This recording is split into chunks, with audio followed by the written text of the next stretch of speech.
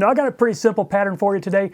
It has been a while since I've tied out of Dave Hughes wet flies, so I was flipping through here and I found one that I haven't fished in a while and I'm not sure I've ever tied it for the channel. It's a pretty simple Starling and Herl. Now I am changing it up just a little bit. I'm putting a red head on it out of thread and UV resin, so it's kind of a hot spot. If you notice the title, I'm calling it the red-headed Starling and Herl. And this is a little technique you can use for any wet flies or nymphs really. And oh yeah, for those of you who have commented and said, hey Matt, I like it when you leave the screw-ups in your videos because it just shows you that, hey, we all make them.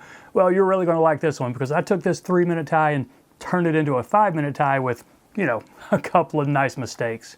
But in the end, it's still a fishable fly. So there it is in the vise, just a pretty standard Starling and Herl. But I'm gonna call this one a red-headed Starling and Herl because I'm putting that little red bead on the front.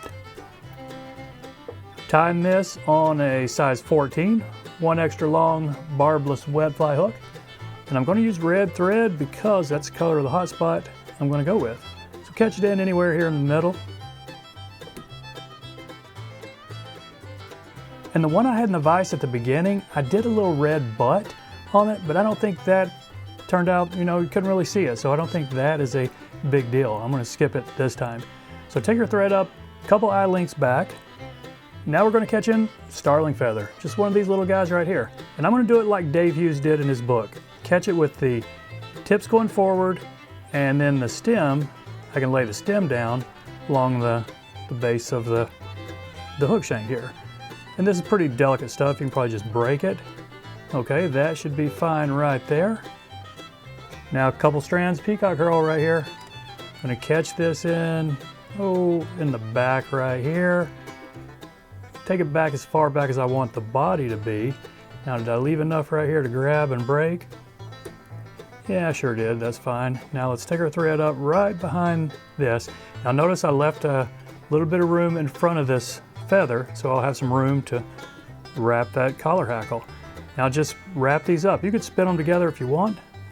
I don't think it really matters. If you wanted to make this a really durable fly, yeah, you could just put a rib on it, some kind of small wire, and counter wrap it up through there.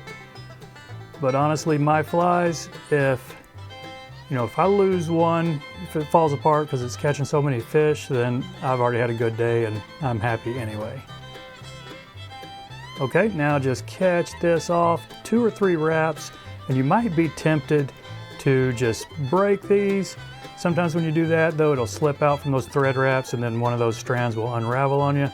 And then you just kind of have to start over. So it's easier just to snip them with your scissors.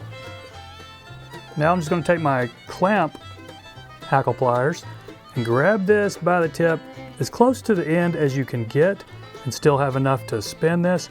Because it's a pretty short feather, we're not going to get a whole lot of wraps.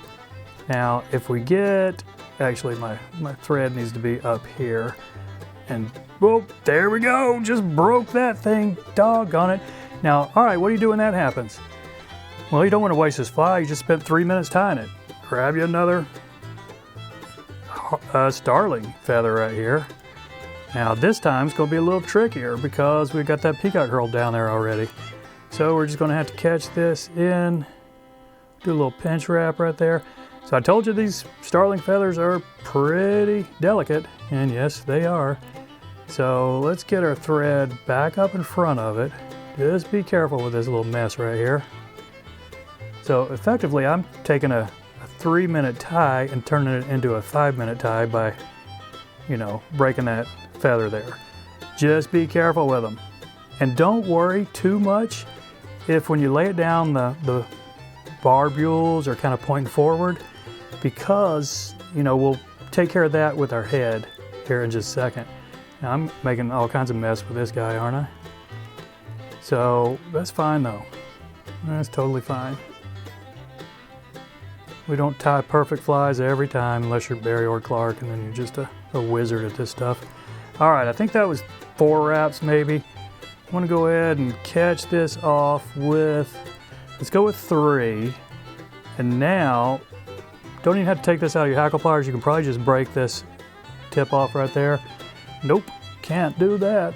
Last one I did, it did. Now we just got to go in here with our scissors. So I know what you guys are saying. What is this? Why am I watching this knucklehead He is just having a tying the easiest fly in the world and struggling with it. Well, that happens. So let's just build our head. This is our hot spot. This is why I'm using red thread. I'm going to build this up pretty big. There we go. And that fly right there, you can't even tell I mangled this thing up. Let's go ahead and tie it off.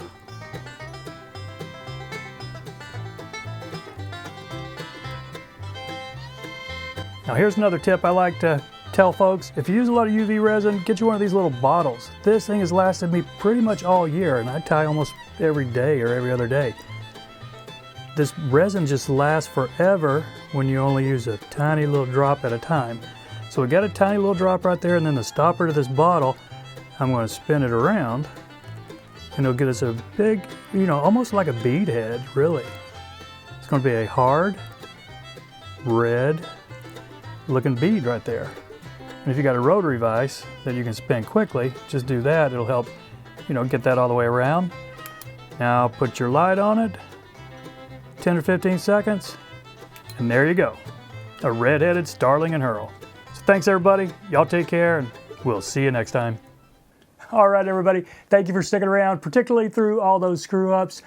And for sticking around, I got a cool surprise. Let's do a hat and mug giveaway. Well, this is the mug, this is the hat. Pretty cool, ceramic, heavy-duty Savage Flies mug, and this nice embroidered hat, which looks pretty good when you're out on the water, as long as it's not 17 degrees outside. So if you're new here, how we do this, just leave a comment. Anywhere in your comment, let's mention the word, say hat. Just H-A-T, put in your comment.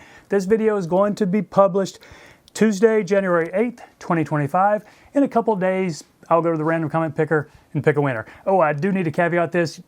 You need to be in the US. It is just way too expensive to send these heavy mugs anywhere overseas. So that's it, my friends. I appreciate you sticking around, particularly through all the screw-ups I just made. I really appreciate you for that. Y'all take care. See you in a couple of days.